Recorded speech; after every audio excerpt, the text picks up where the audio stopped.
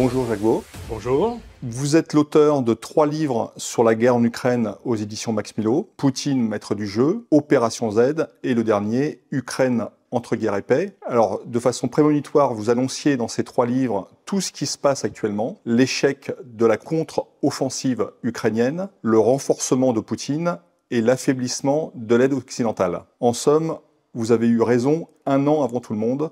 Comment l'expliquer ? C'est simplement l'observation des faits, tout simplement. Le problème qu'il y a est qu'en Occident, on n'a pas informé dans le but que le public soit finalement au fait des événements, mais on a informé dans le but de faire de la propagande, c'est-à-dire qu'on avait un objectif et le narratif a contribué ou devait contribuer à ça, c'était l'affaiblissement de la Russie. L'idée générale était que en plus des sanctions et du renforcement de l'armée ukrainienne qui était offerte par les Occidentaux, le narratif devait contribuer également à faire douter la population russe de la nécessité ou de l'utilité, ou ce que vous voulez, de l'opération en Ukraine et de contribuer ainsi à la déstabilisation de la Russie. Par conséquent, nos journalistes, en fait, ont fait effectivement, techniquement parlant, un travail de propagande. Moi, je me suis détaché de ce narratif. J'ai observé ce que nous racontaient les médias sérieux, y compris d'ailleurs les médias ukrainiens eux-mêmes, parce que quand on parle de propagande ukrainienne, il faut bien se rendre compte que c'est la propagande qui a été émise, si on peut dire ça comme ça, par des organes officiels du ukrainien, mais qu'à part ça, il y avait quand même des médias en Ukraine. Je dis il y avait parce que beaucoup ont disparu en cours de route, mais il y a encore des médias en Ukraine qui, sans être opposés au gouvernement ukrainien, donne une image quand même un peu plus réaliste des choses. L'exemple typique, ça a été le fait que Zelensky ait retiré sa proposition de paix qu'il avait proposée en mars, à la mi-mars 2022, qu'il avait faite aux Russes, que les Russes étaient prêts à accepter, et qu'il a finalement retiré sous la pression des Britanniques, Boris Johnson en premier, et les Américains. Aucun de nos médias n'a relevé ça. Mais les médias ukrainiens en ont parlé. Aujourd'hui, on revient sur ces événements et les médias ukrainiens sont allés encore plus dans le détail de cette affaire. J'avais été traité de conspirationniste à l'époque pour en avoir parlé, mais maintenant, ce sont même des dirigeants ukrainiens qui parlent de l'erreur qui avait été faite par Zelensky il y a 1 année de retirer ce plan de paix. Donc, nos médias n'en ont évidemment absolument pas parlé, parce que ça aurait nui au narratif qu'on avait sur l'Ukraine. Donc, effectivement, nos médias ont sélectionné l'information qui venait d'Ukraine pour ne prendre que celle qui était de nature à pouvoir déstabiliser la Russie, qui était de nature à influencer la perception qu'on pouvait avoir de la Russie à l'étranger et naturellement en Russie. Donc voilà, la raison pour laquelle j'ai pu prédire, enfin pas prédire, mais prévoir le déroulement des affaires, c'est que je n'ai pas cédé à ces sirènes-là et j'ai essayé de travailler de manière factuelle sur le conflit en observant la réalité que l'on connaissait très bien, parce que tous les éléments que je mentionne dans mes livres et que l'on constate aujourd'hui étaient observables il y a 1 année et demie. Donc quand on a des médias comme LCI, pour ne pas les nommer, BFM TV, etc., qui aujourd'hui constatent que, en fait, ils nous mentent parce que tout ça était déjà observable il y a 1 année, et en fait, avec retard, ils doivent simplement constater ou faire semblant de découvrir quelque chose qu'en réalité, s'ils avaient fait leur travail correctement et de manière intègre, ils auraient pu découvrir bien avant.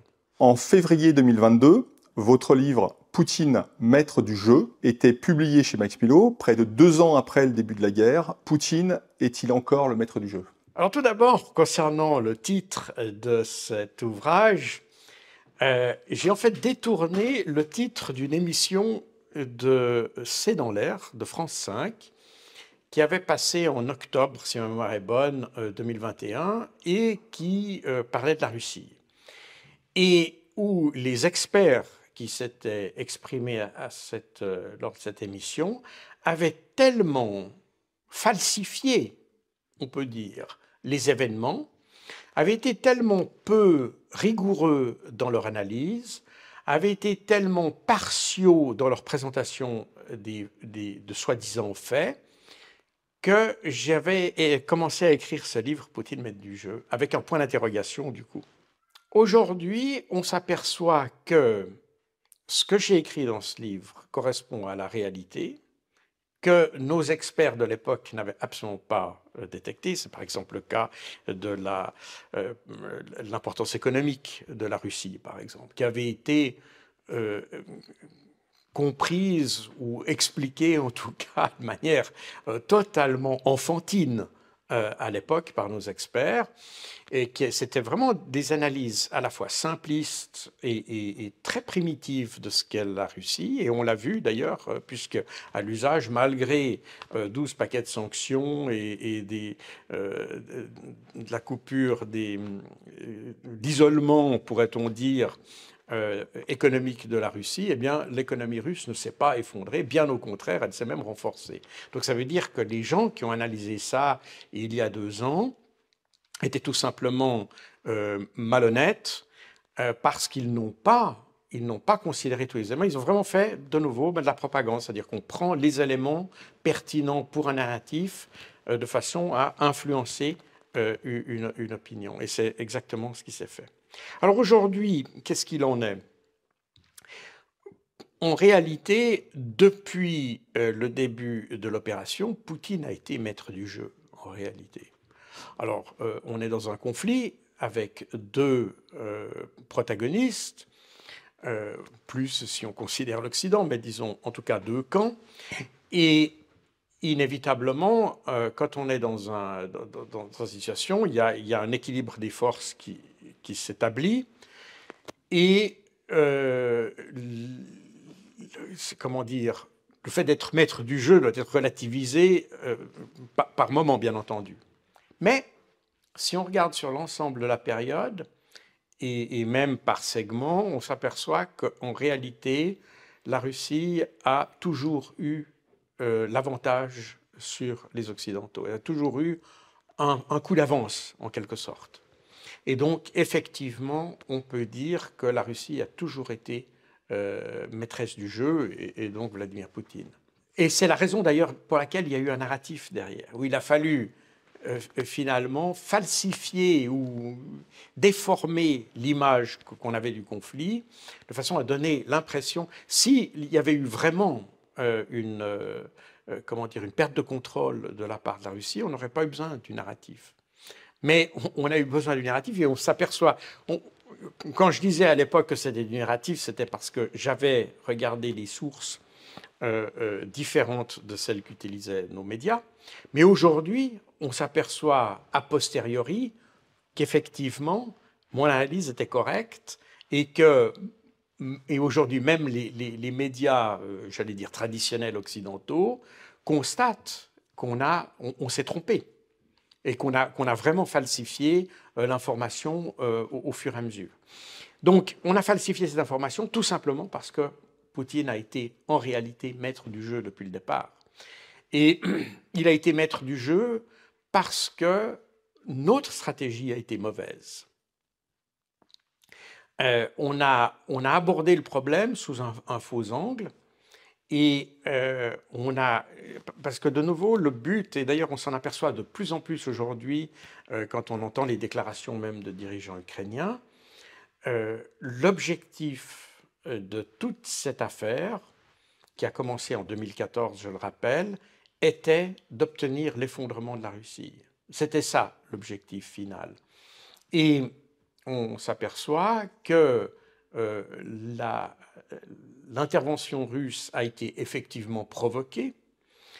On a fait en sorte qu'il y ait une intervention russe parce qu'on pensait que cette intervention pouvait donner lieu à des sanctions qui, elles, auraient permis de faire l'effondrement de la Russie. Et c'est la raison pour laquelle, d'ailleurs, l'Ukraine s'est prêtée au jeu. C'est la raison pour laquelle Zelensky s'est prêté à ce jeu-là. Et c'est la raison pour laquelle il a retiré sa proposition à la demande des Britanniques et des Américains en mars de l'année passée.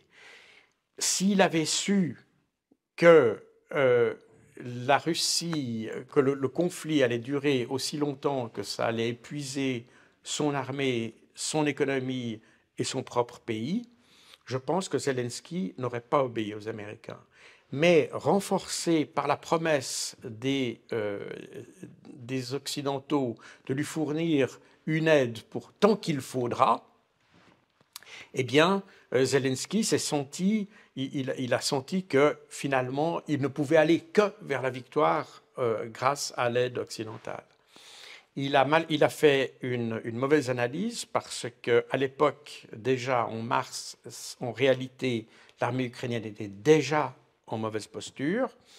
Et en fait, il n'a fait que, si vous voulez, accentuer le problème. Donc, en réalité, on a tablé sur une guerre qui serait très courte, une Russie qui s'effondrerait, qui avait une économie fragile, c'est-à-dire ce qu'elle nous avaient dit les experts de l'émission de C'est dans l'air, Poutine maître du jeu en octobre 2021, une Russie fragile économiquement, qui ne pourrait pas résister aux sanctions, et donc une guerre très courte. Et c'est ce que Zelensky pensait. Et l'analyse de départ était fausse, donc les conséquences n'étaient évidemment pas celles qui étaient prévues du coup. Et c'est effectivement ce qui s'est passé. Donc, on s'est trompé, on s'est trompé nous-mêmes. C'est-à-dire on s'est persuadé d'une Russie telle qu'elle n'était pas. Sur la base de cette conviction, on a poussé l'Ukraine dans un conflit qu'elle ne pouvait pas gagner, mais dont elle était persuadée qu'elle allait être victorieuse. Et aujourd'hui, eh bien, la réalité rejoint, si vous voulez, les constatations, c'est que effectivement, l'Ukraine n'avance pas. On n'est pas dans une situation d'embourbement ou d'immobilisation des deux côtés. Les Russes avancent sur tous les fronts, sur toute la longueur du front, plus exactement. Et les Ukrainiens épuisent en permanence leurs forces, et toujours plus. Et ils les épuisent physiquement, mais ils les épuisent aussi politiquement. Parce qu'aujourd'hui, on s'aperçoit que le soutien de Zelensky est extrêmement bas. D'ailleurs, les parlementaires du parti de Zelensky maintenant cherchent à quitter le pays, au point que le chef du parti, donc on parle du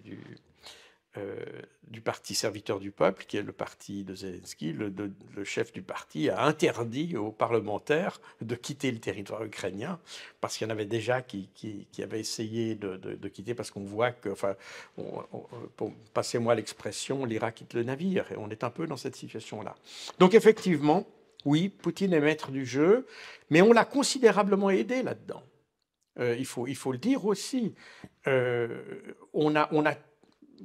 Si j'étais méchant, je dirais qu'on a tout fait pour qu'il soit maître du jeu. Et paradoxalement, ceux qui ont le plus fait pour que Poutine reste maître du jeu, eh bien, ce sont nos médias. Grâce à nos mensonges, ils ont conforté l'image d'une Russie qui allait s'effondrer. Donc on a persévéré dans une stratégie qui était fausse, parce qu'on a toujours eu cette idée que la Russie allait s'effondrer à un moment donné.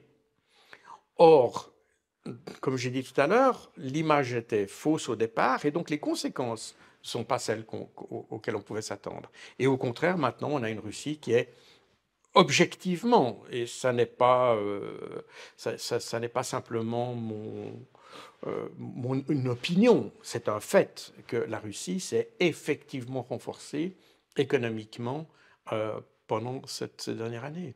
Lors de sa conférence de presse annuelle, qui a eu lieu récemment, Poutine a rappelé ses buts de guerre. la dénazification et la démilitarisation de l'Ukraine, son statut de neutralité. A-t-il toutefois des chances d'y parvenir? Ben oui, mais déjà, on pourrait presque dire qu'il y est déjà parvenu presque à 2 reprises, et même à 3, pourrait-on dire. Parce que alors, la première fois, c'est un peu tiré par les cheveux, je l'admets, puisque le 25 février, c'est-à-dire au lendemain du début de l'opération spéciale, Zelensky a pris un peu peur devant l'ampleur de l'intervention russe et a demandé un premier cycle de négociations qui a eu lieu à Gomel, à la frontière du Bélarus. Et là, on a commencé à, si vous voulez, les Ukrainiens ont senti qu'ils allaient être démilitarisés, du coup. Finalement, ce cycle de négociations n'a rien donné, et un mois plus tard, Zelensky est revenu avec cette fameuse proposition qui, alors, était clairement l'objectif qui visait exactement la cible que visait Poutine, c'est-à-dire le retrait des forces russes du territoire ukrainien, un statut encore à négocier qui est encore ouvert à ce stade entre la Crimée, pour la Crimée et pour les 2 républiques de Donbass, mais surtout pour Vladimir Poutine, il y avait l'idée d'une Ukraine qui n'adhérerait pas à l'OTAN, qui serait donc neutre, et dont la sécurité serait garantie par un certain nombre de pays, parmi lesquels la Russie. Donc on connaît assez bien aujourd'hui le contenu de cette proposition que j'avais évoquée déjà dans mon premier ouvrage, Opération Z, dont aucun média auparavant aucun média occidental, parce qu'on en avait parlé dans les médias ukrainiens, mais pas dans les médias occidentaux. Donc on savait que ça existait. Et à ce moment-là, on avait déjà les objectifs que Vladimir Poutine avait dit. Je rappelle qu'en fin mars 2022, les Russes ont déclaré qu'ils n'incluraient plus, qu'ils avaient atteint l'objectif de dénazification. Et l'objectif de démilitarisation, il a été obtenu techniquement en mai-juin de 2022, puisque c'est à partir de ce moment-là que l'Ukraine a déclaré qu'elle était dépendante de l'Occident pour continuer la guerre. Donc ça veut dire que son propre potentiel, le potentiel qu'elle avait en février, avait été épuisé et qu'il fallait maintenant renouveler. Donc il y a une première démilitarisation, si vous voulez, qui avait été faite en printemps 2022, dénazification atteinte le 28 mars 2022, et puis la question de la neutralité, eh bien, qui était atteinte grâce à la proposition de Zelensky. Donc déjà, Vladimir Poutine a déjà atteint une première fois cet objectif. Ce sont les Occidentaux qui ont finalement relancé le jeu en venant avec leur aide jusque nécessaire ou jusque qu'il faudra à l'Ukraine. Alors, ce qui est intéressant dans cette affaire, c'est que on avait promis à Zelensky une aide pour aussi longtemps qu'il faudra. Or, ces derniers jours, enfin plus exactement lorsque, au début décembre, Zelensky est allé rendre visite à Joe Biden à Washington, Joe Biden a dit « Nous continuerons l'aide pour aussi longtemps que nous pourrons. Non plus qu'il faudra, mais que nous pourrons. » Ce qui signifie que les capacités occidentales commencent à être épuisées, que les Occidentaux se rendent compte qu'ils ont fait une promesse de Gascon à Zelensky, qu'ils ont promis une aide pratiquement illimitée, et qu'aujourd'hui, on rencontre précisément des limites. Donc on a trompé Zelensky sur cette affaire. Et Zelensky s'en rend compte aujourd'hui. Il se rend compte que la promesse des Occidentaux était une promesse vaine, que tous nos médias ont soutenu une proposition que l'on savait qu'on ne pourrait pas tenir, Et donc, je pense qu'on a été effectivement malhonnête avec l'Ukraine, mais du coup, on a créé les conditions d'une victoire pour la Russie. Et tout ça, c'est encore accentué par le fait de cette contre-offensive qui a mal tourné. Enfin, elle a mal tourné, c'est-à-dire qu'elle n'a pas abouti, elle a à peine commencé, à vrai dire. Elle a commencé dans les intentions, mais elle n'a jamais réussi à percer le dispositif russe. Et par conséquent, les Ukrainiens ont dépensé des ressources énormes pour n'avoir finalement pas de résultat. Le résultat est que les Ukrainiens ont changé leur discours, si vous voulez, sur cette contre-offensive. C'est le général Zaloujny qui l'avait dit. À partir de maintenant, il a repris d'ailleurs pratiquement mot pour mot ce qu'avait dit le général Surovikin en octobre 2022, lorsque Surovikin avait dit à partir de maintenant, on ne fait plus des grandes offensives, des opérations offensives. On attend l'adversaire et on le détruit quand il arrive. Et le général Zaloujny, une année plus tard, a fait à peu près, mais presque mot pour mot, le même discours. C'est-à-dire, la contre-offensive ayant échoué, il a dit maintenant on va arrêter de gaspiller des forces à essayer de percer une cuirasse qu'on n'arrive pas à percer, mais on va s'installer dans un dispositif de défense et puis détruire les Russes s'ils viennent.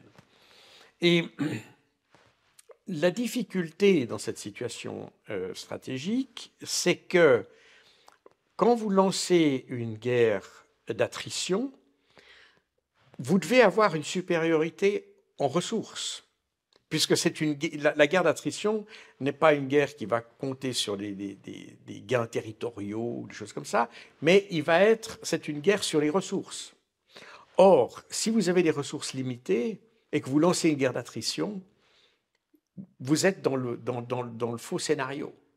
Et c'est malheureusement ce que l'Ukraine a fait. Étant incapable de percer, mais étant obligé de maintenir un discours par rapport aux Occidentaux, ils ont dit on va user les Russes. Mais pour user les Russes, il aurait fallu avoir des capacités supérieures aux Russes. Or, ça n'est pas le cas. Et aujourd'hui, on voit bien que même avec cette stratégie d'attrition de l'Ukraine, ils perdent davantage d'hommes que les Russes et que cette attrition se retourne contre eux en réalité. Et c'est d'ailleurs exactement ce qu'a dit Vladimir Poutine lors de cette session de questions-réponses qu'il a faite à Moscou, où il a dit, en fait, on détruit le potentiel des Ukrainiens. À chaque fois qu'ils essayent de riposter, on les fait venir, et puis on détruit ce qui vient. Et c'est ce qui s'est passé typiquement à Krinky, qui est un petit village qui est au bord du Dniepr, à l'ouest du dispositif russe, pourrait-on dire, et que depuis l'été, les Ukrainiens essayent d'occuper, en franchissant le Dniepr, pour essayer de faire une sorte de débarquement, si vous voulez, sur le flanc des Russes. Et d'ailleurs, cette petite force était, en tout cas un temps, maintenant j'ai plus revu cette appellation, mais au début, en été, il l'appelait la force Normandie, ce qui voulait bien dire ce que ça voulait dire. Malheureusement, cette force Normandie a eu absolument aucun succès. Et au fur et à mesure que les soldats débarquaient, ou franchissaient le Dniepr, l'artillerie russe détruisait les bateaux, ce qui fait que les Ukrainiens ont changé de tactique. Au lieu de prendre des grosses barges qui transportaient beaucoup d'hommes, ils ont pris des petits bateaux qui transportaient beaucoup moins d'hommes, ce qui est un peu plus compliqué pour l'artillerie à viser. Mais à ce moment-là, l'artillerie a tout simplement attendu que les gens arrivent sur la côte et les ont détruits sur la côte, sur leur tête de pont, si vous voulez. Et par conséquent, cette opération qui a été d'ailleurs voulue par Zelensky et qui était critiquée par l'état-major ukrainien, et notamment par le général Zaloujny, qui pensait que c'était totalement inutile et que c'était un gaspillage d'hommes, et je pense qu'il avait tout à fait raison là-dessus. Cette opération est aujourd'hui un des points de contentieux entre les militaires ukrainiens et la conduite politique du pays. Et effectivement, depuis l'été, les Ukrainiens continuent à envoyer des hommes qui sont éliminés au fur et à mesure qu'ils arrivent, sans aucun résultat concret. Donc voilà un petit peu où on est. Oui, on peut dire que Poutine est plus que jamais maître du jeu dans cette affaire. Dans une précédente interview, vous disiez ce sont les Américains qui tiennent le couteau par la manche et ce sont les Américains qui déterminent s'il faut continuer la guerre ou pas. Les Européens feront ce que disent les Américains. Qu'en est-il aujourd'hui? Eh bien, c'est exactement ça. Et d'ailleurs, pas plus tard que hier ou avant-hier, il y avait c'est un officiel américain qui disait l'aide américaine à l'Ukraine, je ne sais pas si l'aide américaine à l'Ukraine va apporter la victoire, mais sans l'aide américaine à l'Ukraine, il n'y aura certainement pas de victoire. Donc ça veut effectivement dire qu'on est dans une situation un peu désespérée, où on essaye de maintenir, si vous voulez, on est dans cette dynamique des coûts irrécupérables. Si vous voulez, on a tellement investi dans l'Ukraine qu'aujourd'hui, le fait d'arrêter l'aide qu'on fait à l'Ukraine serait mettre en péril, si vous voulez, tout ce qu'on a fait depuis 2 ans. C'est un peu ça le problème. Et là, effectivement, on s'aperçoit que l'Union européenne, même tout ensemble, malgré le potentiel économique qu'elle représente, est incapable d'apporter son soutien à l'Ukraine. Et la seule manière dont elle manifeste son soutien, c'est finalement en promettant à l'Ukraine une adhésion à l'Union européenne, etc. Mais matériellement, l'Union européenne est incapable de fournir à l'Ukraine ce qu'elle aurait besoin, ce dont elle aurait besoin pour faire continuer sa guerre. Donc effectivement, on reste dans cette situation. Ce sont les Américains qui tiennent encore le couteau par le manche pour la conclusion de ce conflit. Et d'ailleurs, on constate que les Russes eux-mêmes ont dit, si ma mémoire est bonne, c'est le chef du renseignement extérieur russe qui a dit, de toute façon, nous, aujourd'hui, on va discuter ni avec les Ukrainiens, ni avec les Européens, on va discuter avec les Américains. Parce que les Russes ont très bien compris, comme ça s'est passé d'ailleurs au mois de mars de 2022. Je vous rappelle que Zelensky avait fait sa proposition et puis ce sont les anglo-américains qui ont fait retirer sa proposition. Donc à ce moment-là, les Russes ont compris que ce n'étaient pas les Ukrainiens qui déterminaient l'issue de la guerre. Ce sont les Américains qui sont derrière. Et l'Union européenne est inexistante. Elle a d'ailleurs, pendant tout le conflit, la diplomatie européenne a été totalement inexistante, totalement inefficace.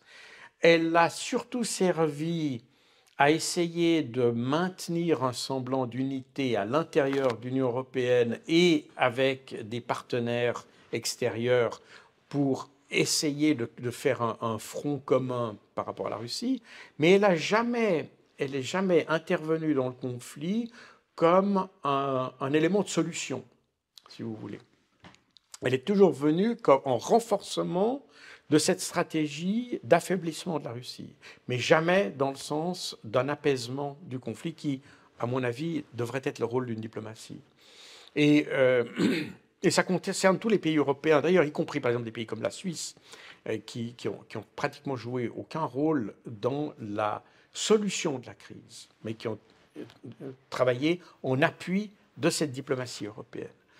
Résultat des courses, les Russes voient la diplomatie, soit ukrainienne évidemment, mais bien sûr européenne, comme étant finalement aux ordres de Washington. Donc aujourd'hui, les Russes ne veulent pas parler, veulent parler au bon Dieu et pas à ses saints. Voilà, on est dans cette situation-là. Et c'est ce qu'a dit le chef de nouveau, je peux me tromper, mais c'est le chef du service de renseignement russe, il a dit, maintenant on cherche, si il y a des négociations, nous ne cherchons pas à négocier, parce qu'ils n'ont pas besoin de négocier, les Russes. Ils sont dans une dynamique de victoire, donc ils n'ont pas besoin de négocier. Et ils savent par ailleurs que si la demande de négociation vient d'eux, elle ne sera pas accueillie en Occident comme étant les Occidentaux vont tenter de profiter de la Russie si la demande vient d'eux. Donc aujourd'hui, il faut vraiment que la demande vienne du côté occidental, respectivement ukrainien, pour qu'il y ait ces négociations. Et je pense que les Russes ont une approche beaucoup plus stratégique, d'ailleurs depuis le début du conflit, et ça c'est une affaire objective. C'est la notion de stratégie en France, dans tous les milieux, hein, qu'ils soient militaires, qu'ils soient journalistiques, qu'ils soient intellectuels. La notion de stratégie est une notion qui est très galvaudée en France, où on y voit, on mélange un peu tout. Mais si on s'en tient à la définition de la stratégie, qui sont des sortes de conceptions de l'approche d'une crise, eh bien, on voit que les Russes sont beaucoup plus forts là-dedans. Et on constate que leur approche de la résolution du conflit, elle aussi, suit un cheminement stratégique qui est beaucoup plus cohérent que celle des Occidentaux. Et c'est l'incohérence occidentale, d'un autre côté, qui aujourd'hui émerge, si vous voulez, arrive à la surface et qui crée les tensions, pas des tensions, parce qu'on ne peut pas dire qu'il y ait des tensions en Occident, enfin à part à l'intérieur de l'Union européenne, parce qu'on voit même il y a certains pays qui sont aujourd'hui beaucoup plus critiques par rapport à l'aide qu'on pourrait offrir à l'Ukraine, parce qu'ils voient que c'est à fond perdu. Donc il y a aussi des réflexions à se faire à cet égard qu'on n'a pas faites. Donc effectivement, les Américains restent finalement le seul point de, comment dire, le point critique sur lequel on peut appuyer si on veut la paix. Alors, on parle des 61 milliards de dollars donc aux États-Unis pour de nouveau soutenir l'armée ukrainienne. Si jamais les Américains ne donnent pas ces 61 milliards à l'Ukraine, qu'est-ce que cela signifierait pour Kiev? Je pense que le problème de cette aide militaire est qu'il ne fait que prolonger le conflit, mais il n'en change pas le cours.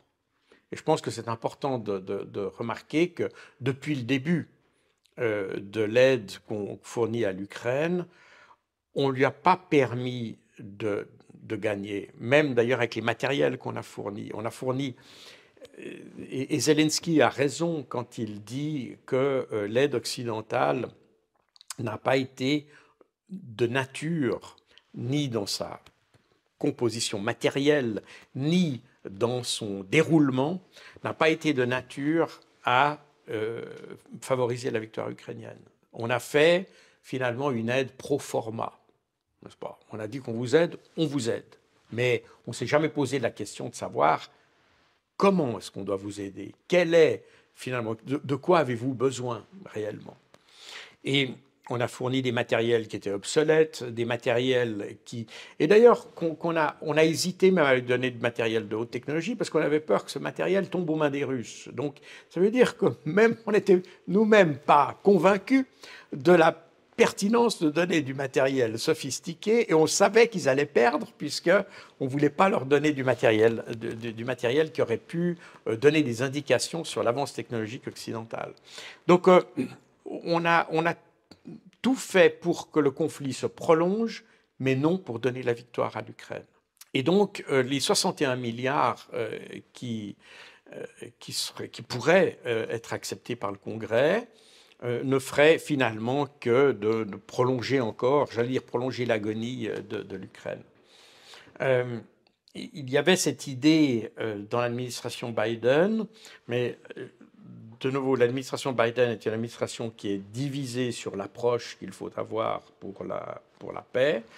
On a les faucons, si vous voulez, de cette approche, de ces approches, c'est Blinken et Victoria Nuland, etc., qui ont presque une attitude pathologique par rapport à la Russie. D'autres membres de l'administration Biden essayent d'avoir une vision plus réaliste, mais bref. La partie la plus réaliste de cette administration pensait qu'on pourrait jouer sur cette aide pour forcer Zelensky à aller vers un processus de négociation.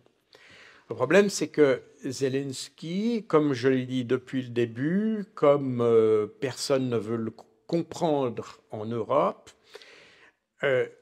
Zelensky n'est pas libre de ses décisions en Ukraine. On essaye toujours de simplifier l'image qu'on a de l'Ukraine en disant c'est un pays démocratique et donc voilà, Zelensky est un grand héros, etc. Le problème, c'est pas tout à fait comme ça. Il y a des mouvements ultranationalistes, des mouvements d'extrême droite, des mouvements néo-nazis, ils existent, et même s'ils ne représentent qu'une fraction de l'opposition ou de la représentation parlementaire, ces gens sont ceux qui ont effectivement le pouvoir.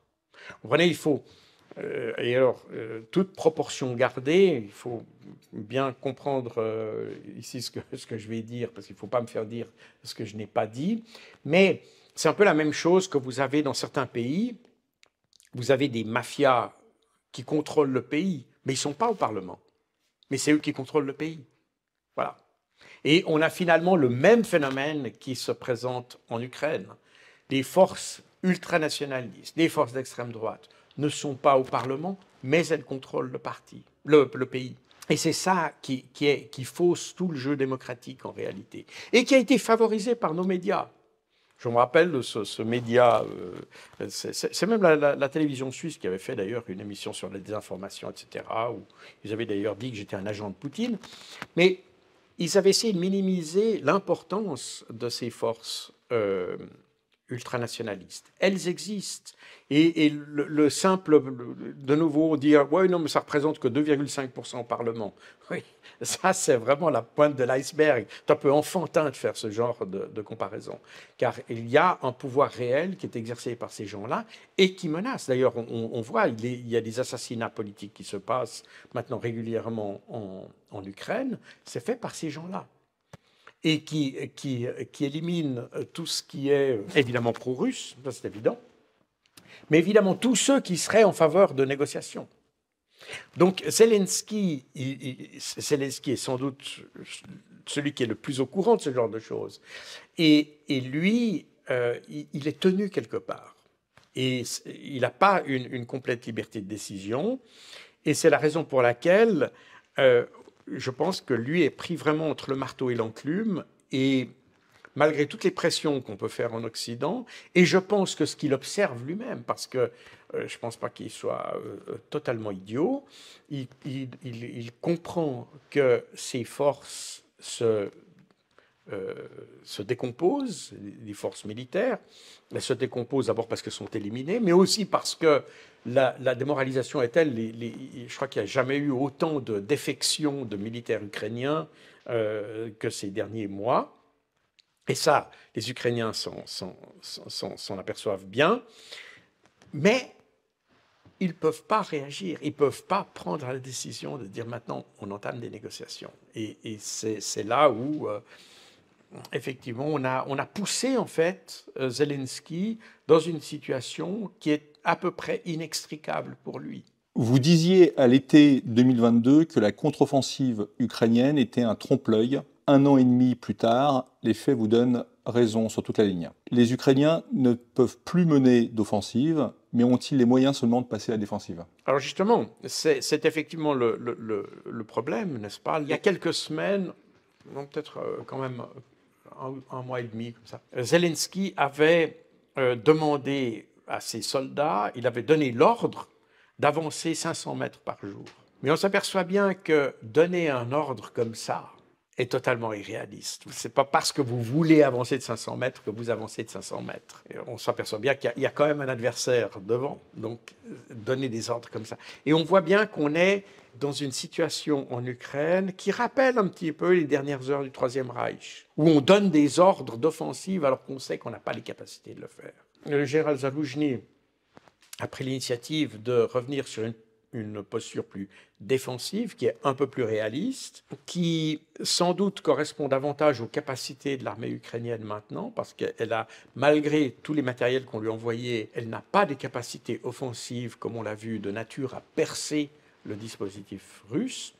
Par conséquent, la défensive est la seule solution. Mais pour la défensive, il faut encore du personnel. Dans une situation défensive, eh bien, les gens sont statiques, donc vulnérables aux frappes, vulnérables aux frappes de missiles, aux frappes d'artillerie, aux frappes d'aviation. Et ils n'ont pratiquement plus d'aviation. Et ils n'ont pratiquement plus de défense antiaérienne. Par conséquent, les Russes ont presque le champ libre pour détruire toutes ces positions défensives. Donc, on est dans une situation où les Russes, actuellement, ne cherchent pas à faire l'offensive parce que, comme je l'ai dit depuis le début, je pense que les Russes, d'abord, n'ont jamais eu l'intention d'occuper l'Ukraine et n'ont certainement jamais eu l'intention de vouloir s'aventurer dans les territoires non russophones, si je peux dire ça comme ça, de l'Ukraine. Dans les territoires russes de l'Ukraine, c'est-à-dire le sud et l'est du pays, ils ont un bon soutien populaire parce que c'est des Russes en majorité, donc ils ont une prédisposition en faveur de la Russie. Je ne dis pas qu'ils sont tous anti-ukrainiens. Ils ne sont peut-être pas tous favorables à l'intervention russe, mais disons que les Russes ne les dérangent pas trop. On peut simplifier les choses comme ça. Alors qu'au-delà de la barrière des langues, on se trouverait face à davantage de nationalistes ukrainiens qui, eux, pourraient effectivement faire cette résistance dont on parle depuis le début du conflit et qu'on n'a jamais vue dans la zone occupée par les Russes. Donc, les Russes ne cherchent pas à avancer de manière de faire des grands mouvements en direction de l'Ouest, et ils essayent plutôt de maintenir et de consolider leur position, les positions qu'ils ont actuellement. Donc il y a des petites avances, ils vont prendre une ville, etc., ou des choses comme ça pour, si vous voulez, rendre leurs frontières ou leur dispositif plus stable encore, mais ils vont pas faire grand-chose de plus. Par conséquent, ils vont, dans sa dernière allocution, pas sa allocution, dans sa séance de questions-réponses à Moscou, Vladimir Poutine a évoqué l'hypothèse que Odessa pourrait tomber dans l'escarcelle des Russes à un moment donné. Et comment pourrait-il faire ça? Eh bien, tout simplement en usant les troupes qui sont actuellement en défense, les forces ukrainiennes qui sont sur le long du front et qui sont en défensive, de les pilonner, d'épuiser leurs capacités, et puis quand les Russes auront estimé qu'ils auront suffisamment décimé l'armée ukrainienne, ils pourront attaquer Odessa sans trop se préoccuper du potentiel qui pourrait leur tomber dessus. Et je pense qu'on est un petit peu dans une réflexion comme ça. Je ne sais pas, je ne suis pas dans l'état-major russe, mais je pourrais m'imaginer qu'il y ait des réflexions qui aillent dans cette direction. User le dispositif ukrainien au maximum, et une fois qu'il est usé, s'il n'y a pas de négociation, eh bien, on essaye une opération qui va jusqu'à Odessa. Odessa, je pense, est le candidat le plus probable pour une intervention, une prolongation, si vous voulez, de l'offensive russe. Au nord, je ne pense pas que Kiev soit un objectif de la Russie, pas plus que Lvov ou comme ça. Vous évoquiez aussi dans une précédente interview la stratégie russe du hachoir à viande. Il semble que cette stratégie ait porté ses fruits, puisque l'Ukraine a vu son potentiel humain et matériel s'affaiblir à vue d'œil, comme vous l'expliquez très souvent. Quel est le rapport de force actuellement sur le terrain entre les deux ennemis ? Alors, il est difficile d'avoir une estimation précise de ce rapport de force, mais on constate malgré tout, et il y a de plus en plus d'informations qui viennent d'Ukraine, mais qui ne sont pas des informations officielles, je le précise, qui parlent de chiffres de morts qui sont extrêmement élevés. Et le chiffre qui apparaît le plus souvent est entre 300 à 400 000 morts pour l'Ukraine. Comment juger ces chiffres? C'est très difficile. Il y a eu des analyses qui ont été faites sur la base d'observations satellitaires, de photos satellitaires des cimetières militaires ukrainiens, et qui, sur cette base-là, avaient pu évaluer le nombre de morts à effectivement près de 400 000 morts. Je ne peux pas me prononcer là-dessus. Mais ce qu'il y a de sûr, c'est que l'armée ukrainienne souffre énormément, et interviews qu'ont fait certains journaux. Alors, évidemment, pas les médias français, mais des médias espagnols, par exemple, comme El País, ou bien des médias britanniques, comme The Telegraph. On fait, et je parle bien entendu en plus de médias américains comme The New York Times, on fait des interviews auprès de soldats ukrainiens qui montrent que les forces ukrainiennes sont très mal en point et que le renouvellement des troupes essaye de se faire assez rapidement parce que les gens meurent très vite. Mais on a du coup un changement de la pyramide des âges, si vous voulez. Alors qu'autrefois, on avait dans les forces ukrainiennes, eh bien, on avait, comme dans la plupart des armées, une majorité qui est comprise entre 20 et 30 ans. Aujourd'hui, on a une majorité qui est comprise, qui se divise en fait entre juste en dessous de 20 ans et en plus de 35 ans, voire 40 ans.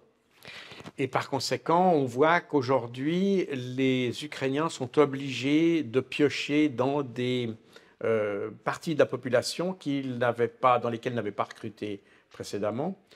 On voit que le recrutement ou l'enrôlement des jeunes se fait de manière beaucoup plus musclée et de manière beaucoup plus agressive.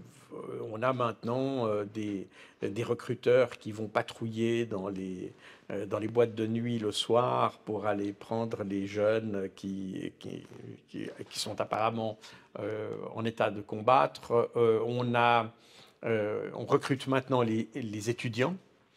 Et ça avait été une observation d'ailleurs de la presse ukrainienne durant l'été, durant cette année, que l'année passée, les universités ukrainiennes avaient vu un bond dans leurs inscriptions parce que jusqu'alors, les étudiants étaient exemptés de faire la guerre ou d'être enrôlés en service actif.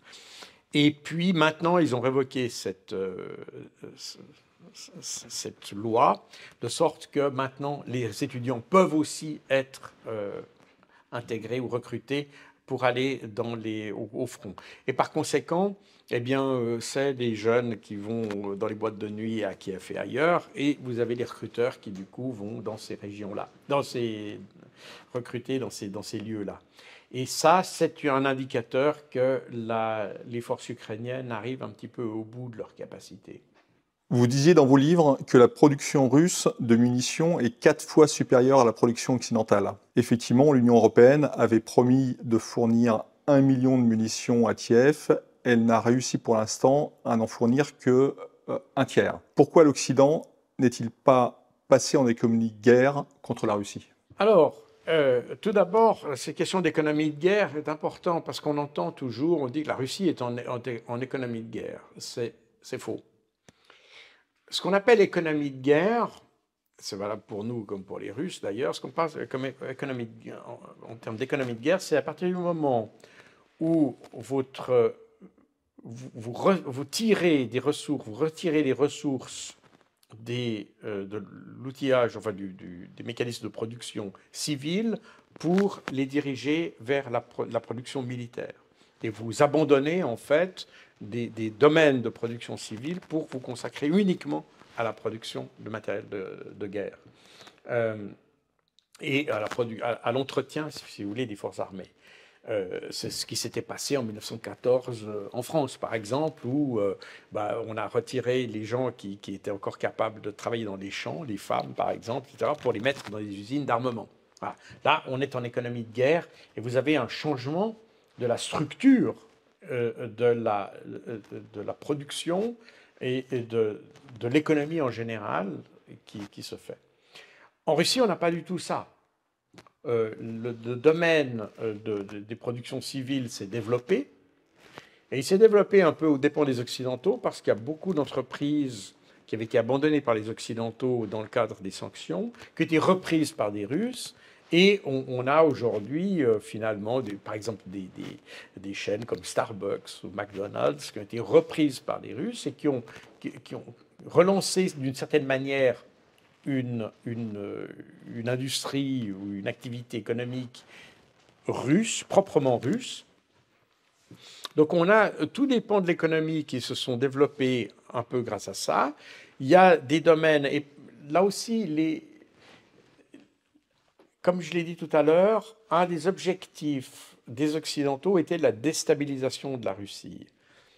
Les Russes ont eu comme stratégie, par conséquent, de garantir la stabilité du pays. Par conséquent, un des efforts stratégiques de la Russie a été de maintenir pas un semblant, mais de maintenir un courant normal dans les activités économiques. Par conséquent, les citoyens ne devaient pas ressentir les effets du conflit en Ukraine. Et par conséquent, il y a eu un effort qui a été fait pour maintenir tous les pans de l'activité économique qui sont liés aux activités civiles normales, si vous voulez. Et ça a remarquablement fonctionné, parce que quand vous regardez les statistiques, vous avez une bonne partie des Russes, par exemple, qui même d'ailleurs ne s'intéressent absolument pas au conflit ukrainien. Donc pour eux, ça leur est indifférent ce qui se passe. Et en gros, j'ai regardé encore les statistiques du Centre Levada, qui est considéré comme agent étranger, je le rappelle, en Russie. Et en gros, vous avez 40% de la population qui s'intéresse soit pas du tout, soit très peu au conflit ukrainien. Ça veut dire que pour eux, le conflit ukrainien n'a pas impacté leur vie de tous les jours. Et ça, c'est important parce que ça montre que cette stratégie de maintenir la stabilité du pays a fonctionné.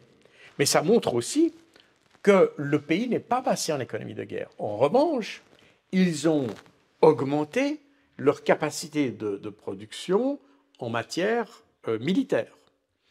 Et pour plusieurs raisons, pas seulement d'ailleurs pour le conflit lui-même, mais aussi parce que on trouve un phénomène qu'on avait déjà détecté, qu'on avait déjà observé lors de la guerre du Golfe en 1991, où les entreprises américaines qui vendaient des matériels qui avaient été engagés dans la guerre du Golfe contre Saddam Hussein mettaient sur leur publicité « battle proven ». Donc ça veut dire qu'il a été éprouvé sur le champ de bataille. Et aujourd'hui, vous avez le même phénomène en Russie. Le matériel russe se vend beaucoup mieux à l'étranger parce qu'il a été éprouvé sur le champ de bataille. Donc il est une sorte de tampon, une sorte de validation, si vous voulez, par le champ de bataille. Donc la production militaire russe s'est naturellement développée pour le conflit ukrainien, mais elle s'est aussi développée sur des marchés extérieurs, pour des marchés extérieurs, avec des matériels qui ont été expérimentés sur le terrain. Mais si vous voulez, l'industrie de l'armement russe a profité de la dynamique du succès russe en Ukraine pour vendre à l'étranger. Donc on a effectivement, non pas une économie de guerre qui est là uniquement où on a multiplié les efforts pour soutenir ce qui se passait en Ukraine, mais au contraire, le conflit en Ukraine a stimulé un domaine économique qui naturellement soutient l'effort de guerre en Ukraine, mais pas seulement. Ça va au-delà. Donc on n'est pas en économie de guerre. Maintenant, du côté occidental, si on y réfléchit bien, il n'y avait pas de raison de passer dans un régime d'économie de guerre. Et depuis longtemps, les Occidentaux, depuis la fin de la guerre froide, avaient, et on pourrait même dire que l'idée même de l'OTAN, quand on voit le concept stratégique de l'OTAN de 1991, l'idée, c'est non plus d'avoir des dispositifs militaires par pays, mais un dispositif militaire beaucoup plus coopératif entre les pays. Donc on mutualise un certain nombre de ressources, de moyens, que ce soit les ressources militaires, que ce soit les ressources industrielles, etc.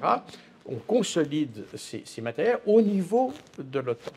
Ça veut dire, et ça explique, qu'en Europe, les capacités de production militaire, si vous les regardez par pays, ont baissé.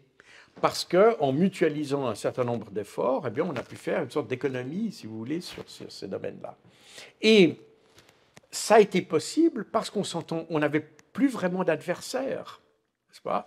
Et parce que là, dans les années 90, la Russie n'existe plus en tant qu'adversaire militaire sur le plan stratégique, et c'est la raison pour laquelle d'ailleurs les Occidentaux sont allés aussi vite en Afghanistan, parce que ça leur donnait l'illusion d'avoir une menace, une raison d'être à l'OTAN, si vous voulez. Donc, les Occidentaux n'avaient plus vraiment de raison d'avoir une industrie de guerre. Le problème est qu'avec la guerre en Ukraine, on a ravivé cette idée. C'est pour ça que certains parlent de guerre froide 2.0, etc. C'est-à-dire, on a ravivé l'idée d'une menace russe, et d'ailleurs les Polonais, les pays baltes nous rappellent en permanence, ou leurs ministres rappellent en permanence qu'après l'Ukraine, ce sera le tour de la Pologne ou des pays baltes, et que par conséquent, il faut s'attendre à ce que la Russie continue à rester une menace, même après une solution en Ukraine. Et par conséquent, on a maintenant en Europe l'impression qu'il nous faut revitaliser ou redynamiser le secteur des appareils de défense.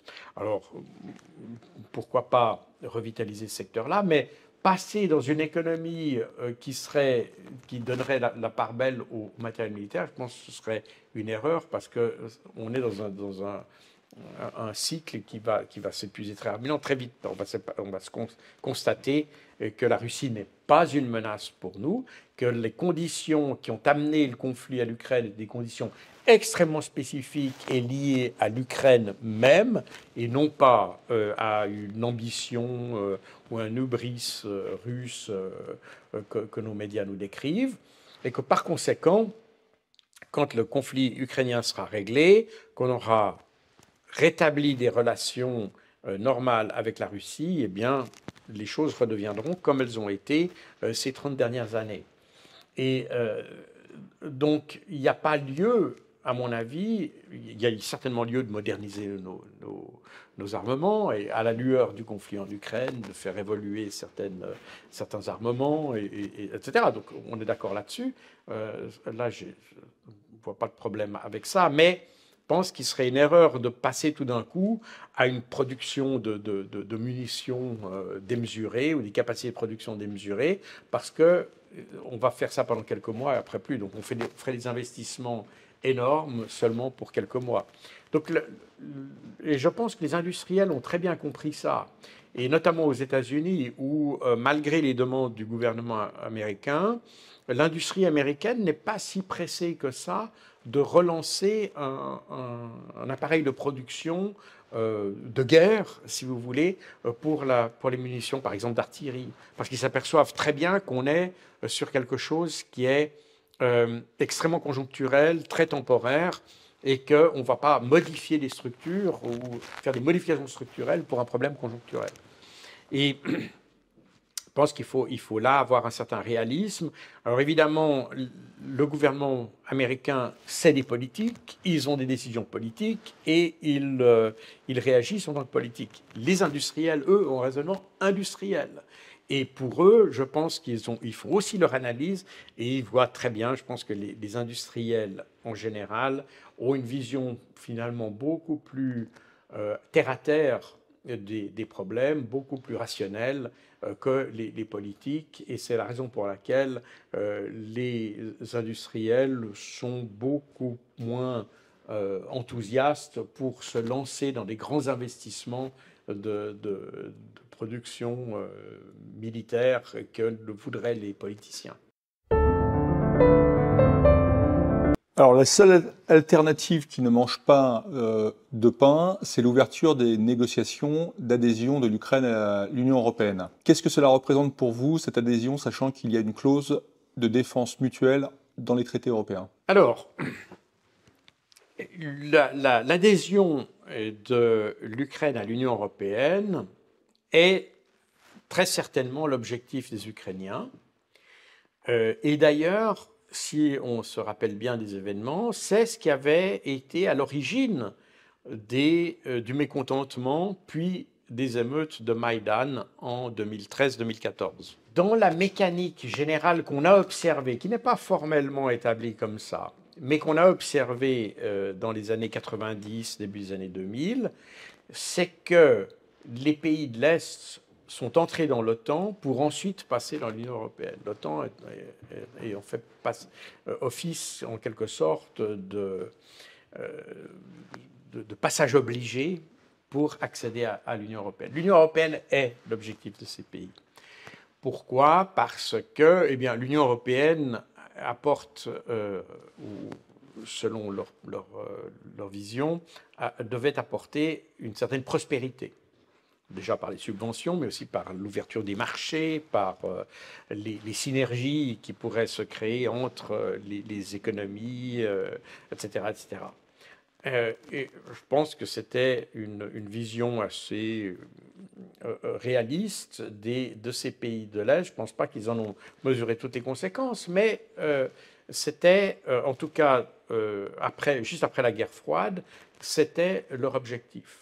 L'Ukraine est un pays qui, comme vous le savez, a été rongé par la corruption, est toujours rongé par la corruption, n'a jamais réussi à se développer. Je pense que c'est d'ailleurs le seul pays des ex-républiques soviétiques et dont le PIB est inférieur, je parle d'avant le conflit, parce que maintenant, évidemment, il est très inférieur, mais avant le conflit de 2022, le PIB de l'Ukraine était inférieur à ce qu'il était en 1991, à la sortie de l'Union soviétique.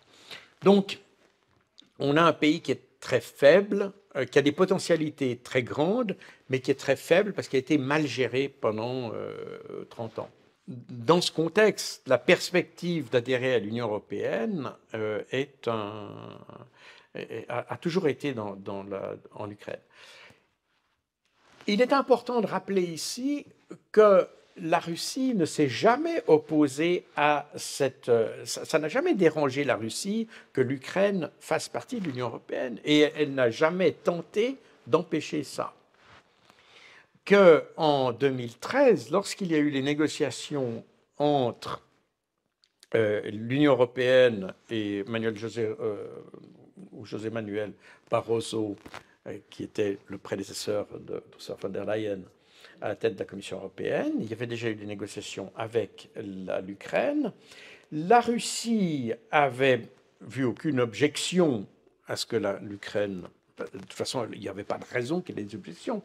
Mais comme principal partenaire de l'Ukraine, la Russie a très bien vu, et d'ailleurs les Ukrainiens eux-mêmes avaient vu qu'il y avait un problème de cohérence, parce que l'industrie ukrainienne, après la guerre froide, est restée liée à l'industrie russe. Typiquement, les moteurs d'avions, par exemple, pour les avions Antonov russes, les moteurs étaient fabriqués en Ukraine. Mais c'est des moteurs qui étaient faits pour des avions russes.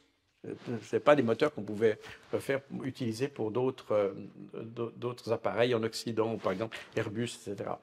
Donc, on avait l'orientation de l'économie ukrainienne était vers la Russie. Et il y avait donc des échanges. Par conséquent, le passage, de brutal passage d'une économie dirigée vers la Russie à une économie dirigée vers l'Union européenne posait des problèmes à tout le monde. Posait des problèmes aux Ukrainiens, d'abord eux-mêmes, et c'est ce que Yanukovych avait détecté, d'ailleurs, et posait des problèmes également à la Russie. C'est la raison pour laquelle, en 2013, la Russie avait proposé de faire une sorte d'accord tripartite qui accommode à la fois les intérêts de la Russie, les intérêts de l'Ukraine et l'intérêt de l'Union européenne dans un accord. C'est M. Barroso qui a refusé. Il a dit c'est soit la Russie, soit l'Union européenne, mais pas les deux. Et c'est cette attitude intransigeante qui a finalement conduit à la révolte de Maïdan.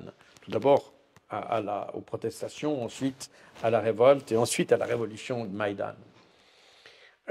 Donc c'est cette dynamique-là. C'est l'Union européenne qui, de nouveau, est à la base du conflit. La Russie, elle, ne s'est pas opposée. D'ailleurs, il n'y a pas de raison qu'elle s'y oppose. Encore moins aujourd'hui, puisque l'économie ukrainienne a été totalement découplée de l'économie russe, qu'elle n'est même pas encore raccrochée à l'économie européenne. Donc, si vous voulez, maintenant, l'économie ukrainienne se trouve un petit peu presque isolée, d'une certaine manière, pour simplifier les choses. Et la Russie et d'ailleurs, ils l'ont dit à plusieurs reprises, que les liens avec l'Union européenne et l'Ukraine se développent. La Russie n'a pas de problème. Le problème de la Russie, je le rappelle, c'est même pas l'OTAN, c'est le fait que si l'Ukraine entre dans l'OTAN, les Américains pourraient déployer des armes nucléaires sur le territoire ukrainien. C'est ça le problème des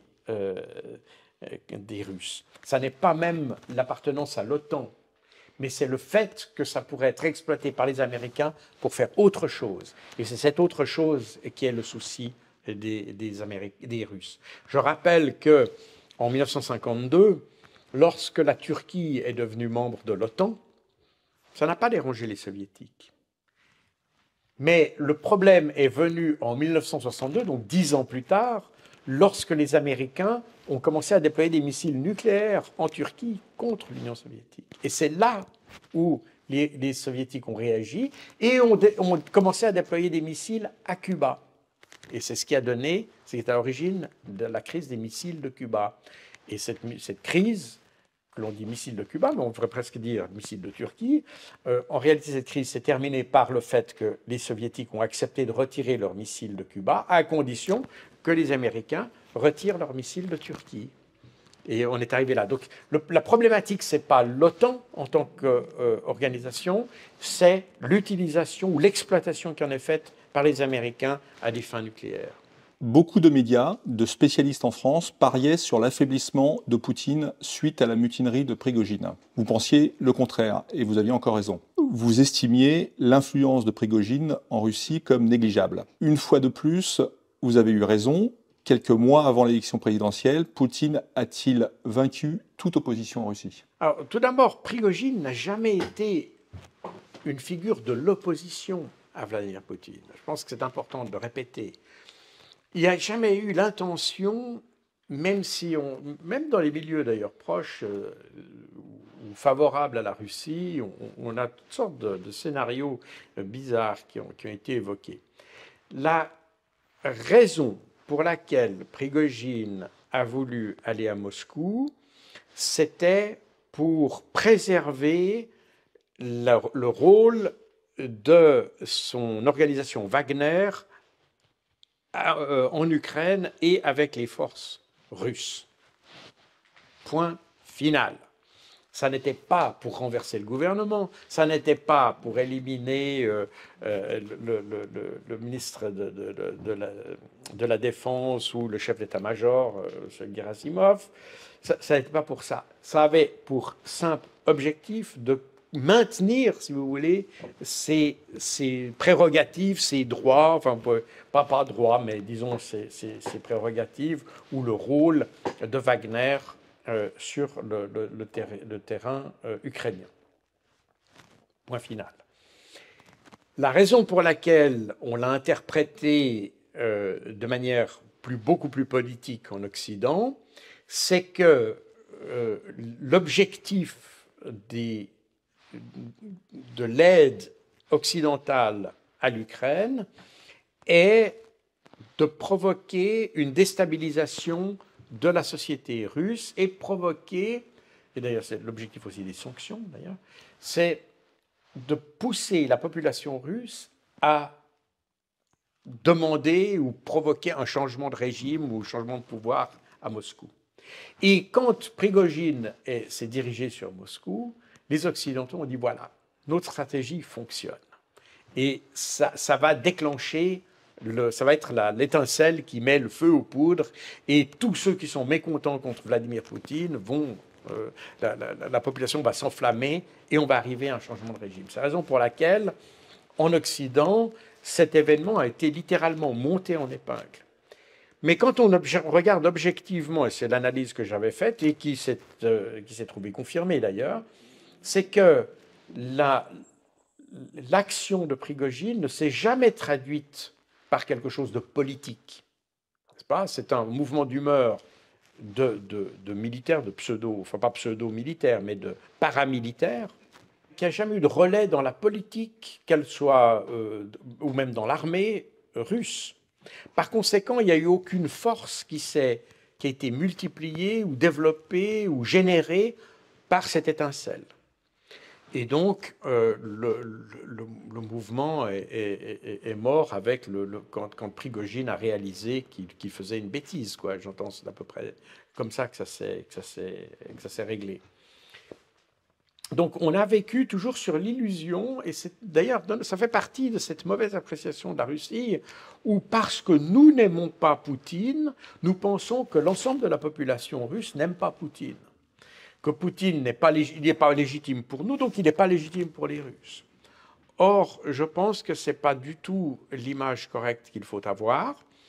Les Russes sont contents avec Poutine parce que d'abord, et en particulier d'ailleurs depuis le début de l'offensive, leur situation économique s'est améliorée.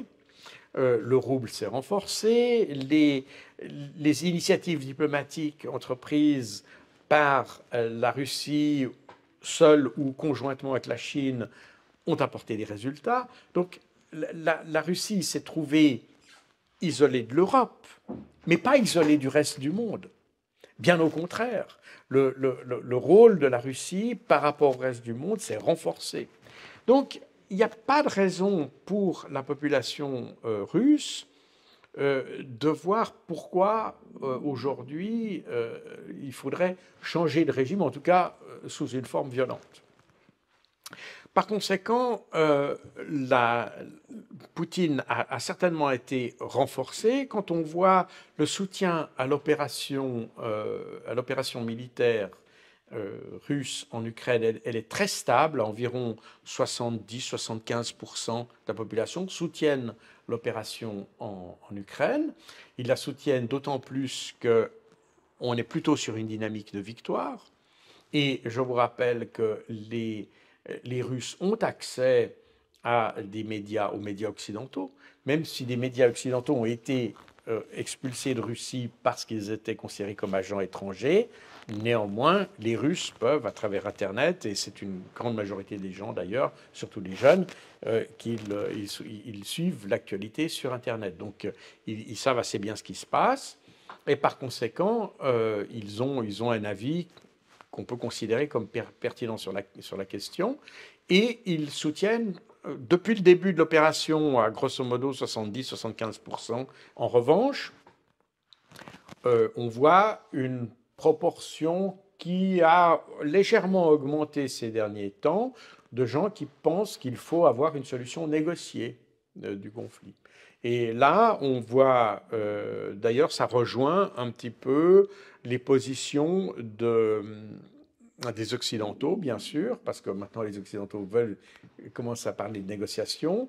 Les Russes, ils pensent aussi, le gouvernement joue la carte de, comment dire, ils essayent de dire non, on ne va pas négocier, parce que d'abord ils sont en position de force, donc ils ne sont pas demandeurs, ils sont pas demandeurs, ça c'est important, et ils jouent un peu ce jeu-là pour, j'allais dire, probablement pour faire monter les enchères, d'une certaine manière. Donc, si vous voulez, on a une convergence assez grande de la population, de ce que pense la population, soutien à l'action en Ukraine, mais en même temps soutien à l'idée d'une négociation, et qui est à peu près la même que le gouvernement. Donc, on a une assez bonne corrélation là, et par conséquent, on ne voit pas très bien pourquoi Prigojine, ou cette aventure qui est finalement extrêmement anecdotique, en fait, comment est-ce qu'elle aurait pu déstabiliser le pays. Donc je pense, et d'ailleurs on a vu dans les récentes apparitions publiques de Vladimir Poutine, les commentateurs l'ont vu très confiant et très détendu. Alors tout ça ne veut rien dire, il est peut-être un bon acteur, je ne sais pas, mais je pense quand même que les éléments objectifs qu'on a, je ne peux pas prédire le résultat des élections bien entendu, mais les éléments objectifs qu'on a aujourd'hui permettent de dire que, en gros, il a un assez large soutien de la population et qu'il n'a pas de raison majeure de s'inquiéter pour le résultat des élections. Je vous remercie, Jacques Beau. Je rappelle que vous êtes l'auteur de 3 livres sur la guerre en Ukraine aux éditions Max Mello, Poutine, maître du jeu, Opération Z et le dernier, Ukraine entre guerre et paix. Merci bien.